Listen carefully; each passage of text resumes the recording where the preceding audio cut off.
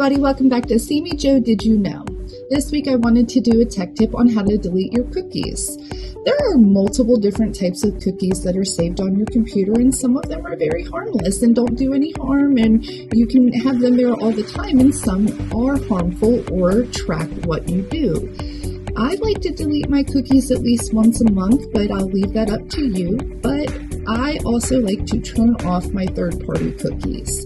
Don't turn them off completely, I just block them in incognito mode, and what this does is it stops advertising cookies. It stops cookies from being able to be shared between websites. So if I look up a website, let's say for a snow globe, I don't start getting messages and advertisements for the things that build a snow globe.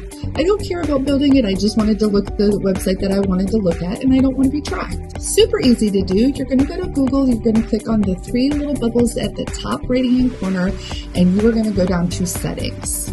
Once you're in Settings, you're going to go to Privacy and Security, and from here you have a couple of different options, but for right now I want you to click on third-party cookies.